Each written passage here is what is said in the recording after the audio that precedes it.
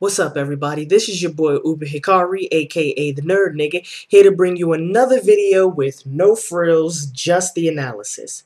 Alright, so today I'm going to be reviewing the Avengers Season 2 premiere, entitled The Private War of Doctor Doom. Epic episode, let me just say that, epic episode. But man, I've been waiting 5 months. I mean, this was supposed to come out at the end of October of 2011, so I've definitely been waiting for this for 5 months, man. I must say, it really was not a disappointment. Very action-packed episode. A very epic fight between the Avengers and Doctor Doom. I gotta say, Doctor Doom is a motherfucking boss. I was particularly excited about this episode because I'm very interested in Doctor Doom. I really like his, skill set, his powers, but he's just from a psychological standpoint, he is just a very, very interesting villain, and I really like him. But man, like I said, epic episode. My expectations going into this thing were, pretty high to begin with, because I've seen the first season, obviously, and I found it to be very entertaining. There was actually some pretty good character development throughout that first season as well, and of course because of the animation style. The animation styles is on point. It's really on point.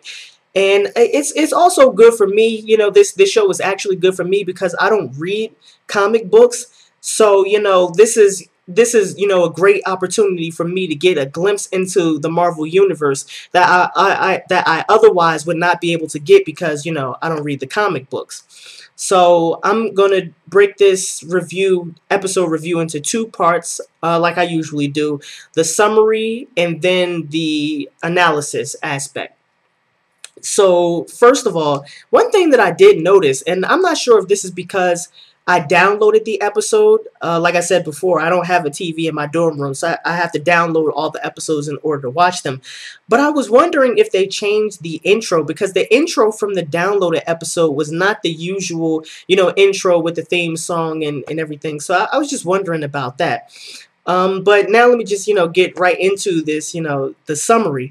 It starts with Doctor Doom, taking account of the various abilities of the Avengers superheroes.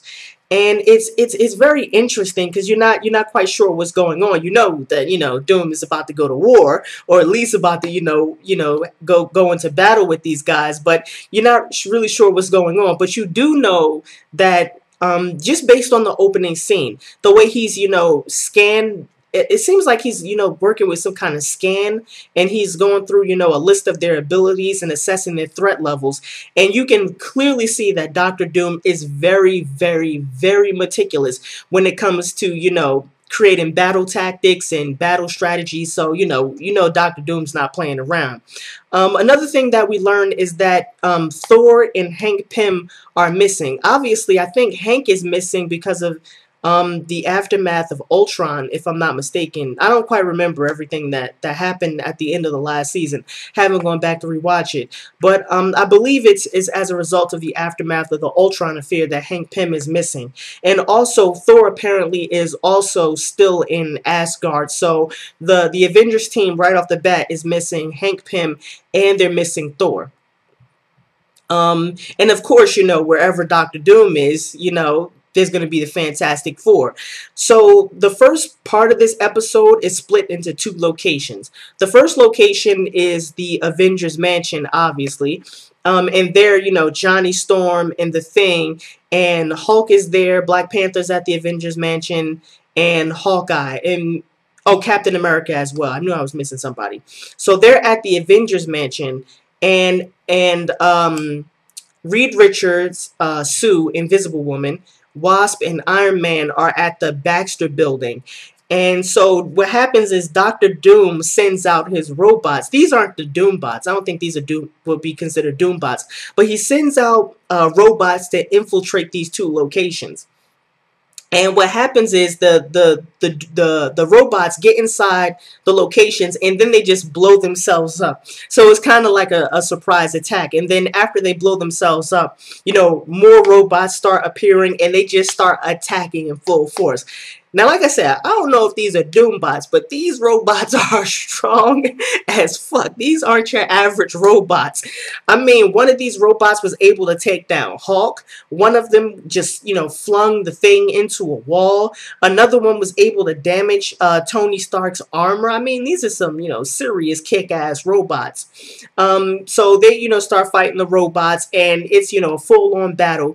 But all of a sudden, right in the middle of the battle, the robots stop, and then they form some kind of configuration.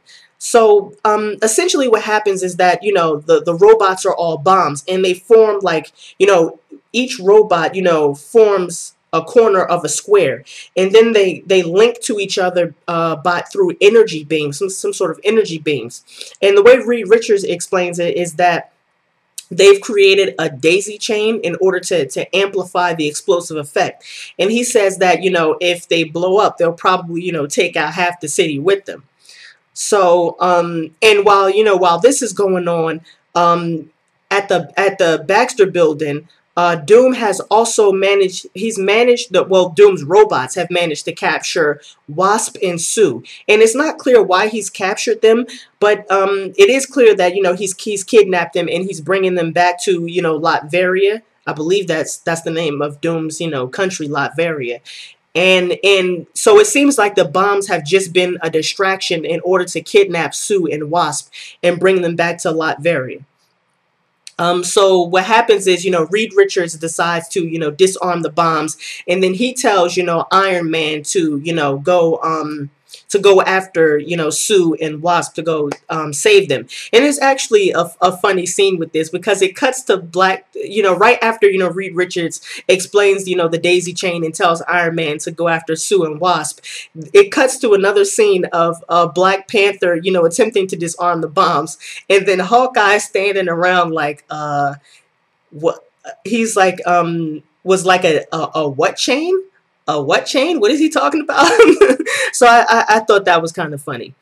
And so, yeah, the comedy in this was pretty good. That line from Hawkeye, there was actually an exchange between Wasp and Dr. Doom at one point, and there was also some back and forth between the Thing and the Hawk. So the comedy was pretty on point in this episode as well.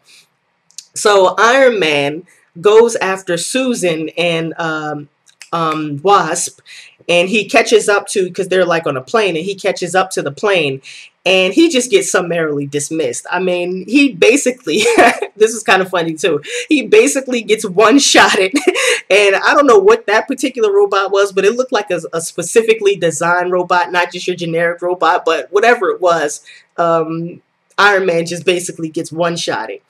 So he goes back to Avengers Mansion, after, they've disarmed the bombs or whatever. He goes back to the Avengers Mansion, and that now they have to come up with a plan in order to retrieve Sue and Wasp. But one of the things they have to be cognizant of is they don't want to create an international incident, because, Latveria is, a sovereign country, and superheroes in the United States, and who are, allied with S.H.I.E.L.D., which I believe is some sort of international superhero fighting agency. They can't just, violate the sovereignty of Latveria. So they have to, come up with this plan to not create this, huge international incident with a huge battle. So what they decide to do is they decide to attack, Dr. Doom's fortress in Latveria, and they come up with this plan. So that involves two parts. The first part is that they engage in an overt assault on this fortress. And so the second part is that they use stealth. So they're trying to distract Dr. Doom on one hand, but try and use stealth on the other hand. So they attack the fortress in Latveria where Dr. Doom is stationed, and they then make it seem as if that they've left, that they've given up. And what's really happened is that they've made their aircraft invisible, and Iron Man and Panther are somehow able to sneak inside the fortress. But Dr. Doom, being the intelligent evil genius that he is, he immediately sees straight through the plan. And it's pretty cool because Iron Man is like, he's inside the room with Doctor Doom and he's invisible. But Doctor Doom, it looks like Doctor Doom is just pointing at, some random location in the room. And when he fires his weapon, he immediately hits Iron Man. And then, all hell breaks loose. A huge battle ensues. Hulk shows up. Everybody basically shows up. But then Doom releases Wasp and Sue, and it's not clear, why he does this, although it's revealed at the end of the episode, and I won't spoil it. But basically, it seems like what he's doing is he wanted to scan Invisible Woman and Wasp. But I won't, spoil, basically what happens with that whole, attempting to scan them. But like I said, a huge battle ensues, but it's ended when Doctor Doom releases Wasp and Invisible Woman. But let me just say, man, there was some ass whooping going on before that happened. There was some serious ass whooping, and now let me just get into the analysis section. But before I get into that ass whooping, let me just say this. The aesthetics are just, absolutely beautiful. For those of you who haven't seen Avengers: Earth's Mightiest Heroes, the first thing you'll notice is that the animation is just absolutely, it's a marvel to look at. Ha ha ha, pun intended, yes. That's my attempt at nerdy humor. And the animation is sort of, anime inspired, although it's not quite anime, but it's definitely designed to be aesthetically pleasing, to show like the fluidity of motion during action sequences, and it just freaking looks cool, especially the color scheme. I really, really like the color scheme. It's sort of, subdued. It doesn't have, those very, very bold colors. It's sort of like a pastel type color scheme, and also because the details look awesome, and I just really love this animation. Also, they got the psychology of Doctor Doom absolutely perfect in this episode, especially in this exchange with Wasp and Doctor Doom that I talked about a little bit earlier, but it was awesome. They've definitely shown that he's supercilious and haughty. In other words, he likes to, look down on other people. He has an inflated sense of self, completely arrogant and conceited, but not to the extent of it being a weakness, which is very, very interesting. So, you can clearly see that, Dr. Doom has some sort of, narcissistic personality disorder. And, that will be, a very, conspicuous trait if you've read the comic books. And also, there's this, there's a reference to this underlying, sort of battle between Reed Richards and Dr. Doom. And, Dr. Doom having this, constant need to prove that he's, in fact, superior to Reed Richards. So it's a very interesting combination of a narcissistic personality disorder and an inferiority complex. Because Dr. Doom does have an inflated sense of self, but he's easily, humiliated by appearing to be, inferior to other people. And also, he's a very, very prudent strategist. He releases, Wasp and Sue, and then he threatens, the Avengers, into leaving, because he points out, you've got what you've come for, and now you can't.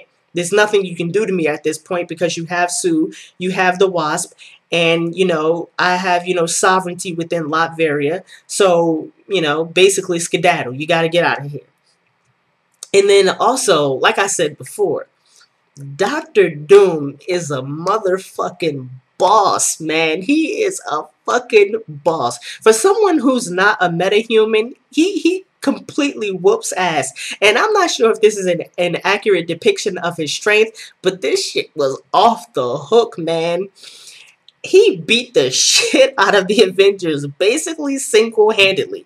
I mean, he did have his robots, but the Avengers were able to take them out. And then there's this scene where there's like, how the Avengers assemble on one side, and then, Dr. Doom is on the other. But he showed the ability to fight on par with the Hulk, knocked his ass out the building. He knocked the, he, used, I don't know, I think that's some sort of telekinesis that he used, or maybe it was one of his, force field effects where he basically just knocked the thing around like a rag doll. He was able to beat Panther in hand-to-hand combat, head-butted him, and Panther just went down for the count. Then he was able to use his like energy blast to, knock out Iron Man, and it was really sick. It was really sick. And also, again, let me just point out the use of strategy was also very, very excellent. The fights, it's not just that the fights are strategic, because, the fights are very strategic, but it's also the context that creates the fights. The context is also strategic, and particularly when it comes to Doctor Doom. He was able to put together this plan where he attacks the Avengers Mansion and the Baxter Building. He kidnaps Wasp and Sue. And it looks like he only wants Sue, and he kidnapped Wasp just to, throw them off. And then on top of that, he was able to scan them quickly enough to avoid an all-out fight. So, I mean, the strategy was, very, very good. The writing in this episode was pretty good.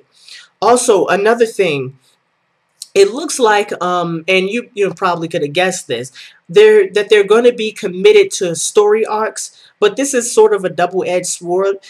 Because there's some as a opening sequence into the beginning of this episode, there's a flashback of Kang talking to the Avengers, and he's talking about the oncoming conflict between the Kree and the Kree and the Skrull. So it looks like this storyline is going to play out, hopefully to completion in this second season. But it's going to be like last season, where the storylines will function as, subplots throughout, multiple episodes, but they won't be the dominating plot of any particular episode, although, those episodes might be interspersed. So it's going to be a combination of story arcs with standalone episodes. And like I said, this is kind of a double-edged sword, because I love the story arcs with, the Asgard at the end, and the mini arcs with like Gamma World. And I prefer, traditional story arcs as opposed to, standalone episodes. But that's just me. And also, it looks like, given some information in this episode, it looks like Doctor Doom will now be a part of this Kang, Kree, and Skrull storyline, because this episode is named The Private War of Doctor Doom, and I'm not sure if that's a reference to, his ongoing war with the Fantastic Four, and now, by extension, the Avengers, or if that's a reference to him now being, implicated in this conflict between, Kang, the Kree, the Skrull, and the Avengers. Hopefully he is a part of that conflict. I don't think he is, because Doctor Doom doesn't seem like the type of person who would, engage in conflicts that are not directly related to him, or that require him to make an alliance with other people. But if he is a part of that storyline, it would be freaking awesome. And this episode kind of ends on a cliffhanger, so that might actually work out, or he might just be a part of a storyline all on his own that has nothing to do with the the Kang, the Kree, and the Skrull storyline. But overall, man, this episode was very entertaining, great strategy, great fights, great comedy, and it was just, everything I expected this to be. Just, a nice, action-packed series for, people like me. Also, I'm wondering about, when Thor and when Hank will reappear, because, I really, like those members of the Avengers, and that would just, have the team basically be, back up and operating. So I'm definitely anticipating the, reemergence of Hank and Thor. So this was your boy Uber Hikari, aka the Nerd Nigga. Just brought you another video with no frills, just the analysis. Peace and have a blessed day.